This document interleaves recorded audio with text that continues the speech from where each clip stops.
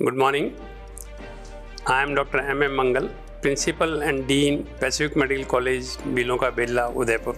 इस कार्यक्रम में आने का उद्देश्य ये है कि मैं बच्चों को और अपने साथियों को ये बता सकूं सक्सेसफुल होने के लिए अपने को क्या करना चाहिए। मैंने 1981 में अपनी राजकीय सेवा चालू की सिरोही से।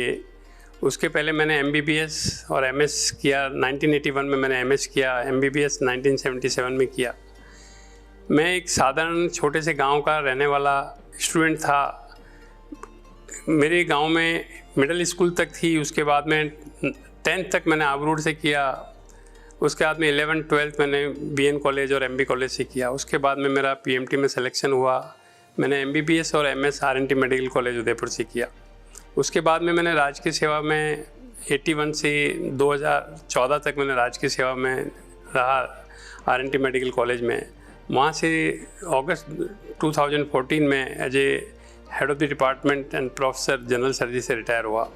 उसके रिटायरमेंट के बाद में मैंने प्राइवेट मेडिकल कॉलेज में professor in HOD surgery join किया और अभी वर्तमान में मैं principal and dean Pacific medical college में हूँ।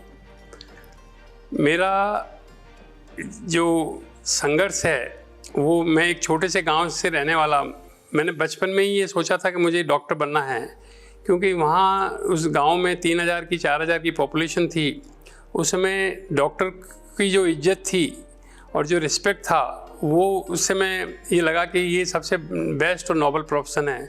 उसी समय से मैंने विचार बना लिया था कि मुझे डॉक्टर बनना है। डॉक्टर बनने के लिए एक ही था कि भाई मेहनत करनी है, मेहनत करनी है और मेहनत करनी है, इसके अलावा और कोई तरीका नहीं है। यहाँ उदयपुर भी आए, उदयपुर में भी कोई नहीं था। अकेले ही संघर्ष किया, बाहर किराए के मकानों में रह के, कमरों में रह के। सिर्फ एक ही उद्देश्य था कि मेहनत करने से ही सफलता मिलेगी। आज जो मेडिकल प्रोफेशन में गिरावट आई है, उसका कारण ये है कि आज का डॉक्टर सिर्फ एक ही लक्ष्य के पीछे जा रहा है कि उसको पैसा कमाना है। मेडिकल प्रोफेशन में पैसा एक बाय प्रोडक्ट है। आप सेवा कीजिए, आप अपनी मेहनत कीजिए, पैसा अपने आप आएगा। कोई भी पेशेंट या कोई भी जो आपसे इलाज लेता है, वो आपकी मेहनत को बिना दिए हुए या बिना पैसा दिए हुए नहीं करवाना चाहता है। पर आप अगर उससे एक्सपेक्ट करेंगे या कोई गलत मीन्स यूज करेंगे तो आपकी वो शोहरत नहीं होगी। आप अपनी मेहनत करते रहिए, आपको मेडिकल प्रोफेशन में नाम भी मिलेगा, पैसा भी मिलेगा। हमारे प्रोफेसर्स कहा करते थे कि मेडिकल प्रोफेशन एक ऐसा प्रोफेशन है, इसमें कुछ भी कीजिए आपको फ़ायदा ही फ़ायदा है। या तो वो मरीज़ आपको कुछ सिखा के जाएगा, कुछ ज्ञान दे के जाएगा, या वो आपकी तारीफ़ करेगा, या अगर उसने कुछ नहीं किया तो आपका परमार्थ सुधरेगा, आपका ऊपर भगवान की एंट्री होगी कि इसने बढ़िया काम किया, और नहीं तो वो आपको अर्थ देगा। तो ये एक ऐसा सब्जेक्ट है जिसमें अर्थ भी है, परमार्थ भी है।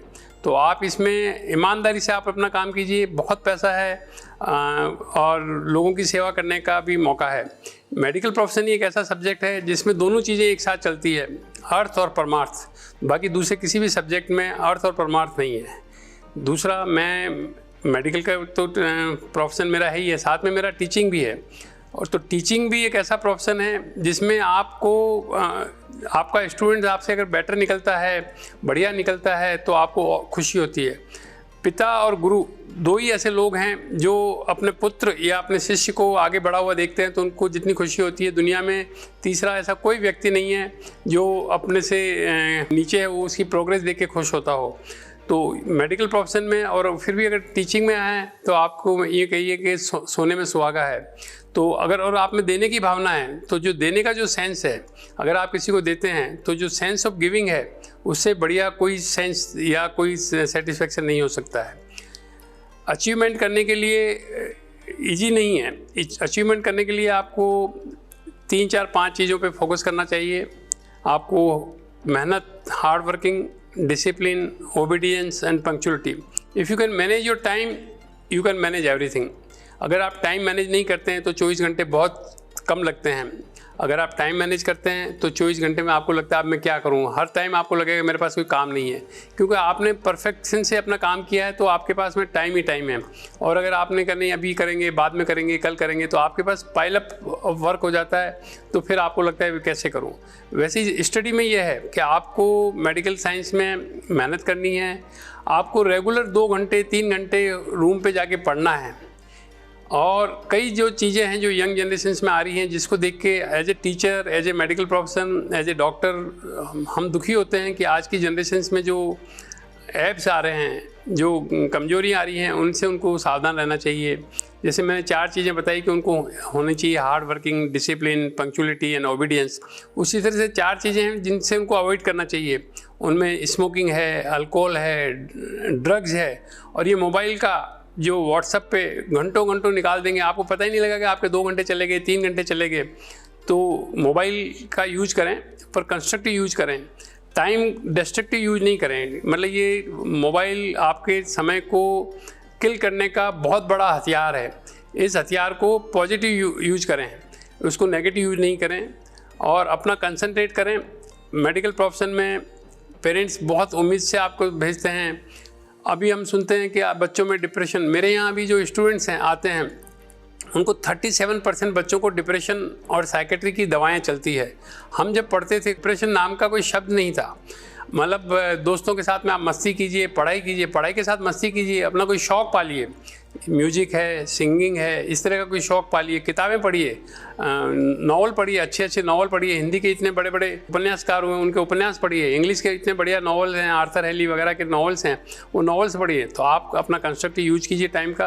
अगर टाइम का कंस्ट्रक्टिव यूज करते हैं तो you will be a successful man. Particularly जैसे मैं सर्जन हूँ, तो सर्जरी में तो आपको जो मज़ा है वो किसी भी सब्जेक्ट में नहीं है। सर्जरी में आप काम भी करते हैं और एक सेंस ऑफ अचीवमेंट भी आता है। आपने कोई बढ़िया सर्जरी की तो आपको लगता है मैंने बहुत बड़ा काम किया। आपके मन में एक उत्साह की भावना रहती है, और एक उसको कहना चाहिए कि आपने कुछ पा लिया है, आपने कुछ अचीव कर लिया है। वो सेंस ऑफ अचीवमेंट जो आता है वो आता है। तो आपको मैं as a doctor, as a teacher ये कहना चाहूँगा कि आप अपना टाइम मैनेज कीजिए, हार्ड वर्क कीजिए, गुरुजनों की, टीचर्स की आप उनकी बात सुनिए, उनका रिस्पेक्ट कीजिए, ओबीडियंस कीजिए, डिसिप्लिन में रहिए। अगर आप अपने टीचर्स का रिस्पेक्ट करते हैं तो टीचर्स भी आपको लाइक करने लग जाते हैं। टीचर जब लाइक करते हैं तो वो आपके नाम से बुला के पूछेंगे भाई हाँ क्या बेटा समझ में आया कि नहीं आया। तो अगर आप टीचर्स का रिस्पेक्ट करते हैं, जो अभी आज की जनरेशन में टीचर्स के प्रति डिसरिस्पेक्ट की जो भावना है, ये नहीं कह सकते कि भाई मतलब स्टूडेंट्स में गड़बड़ी है, थोड़ी टीचर्स में भी गड़बड़ी है। पर अगर आप एकलव्य हैं, अपने आप टीचर बढ़िया लगने लगेगा। अगर आप उनमें फॉल्ट फाइंडिंग करने लगेंगे तो आपको उनमें कमियां नजर आएगी। तो टीचर का रिस्पेक्ट करेंगे तो आप अपने कैरियर में सफल होंगे। ये कह के मैं अपनी बात को ख़त्म करता हूँ। जय हिंद।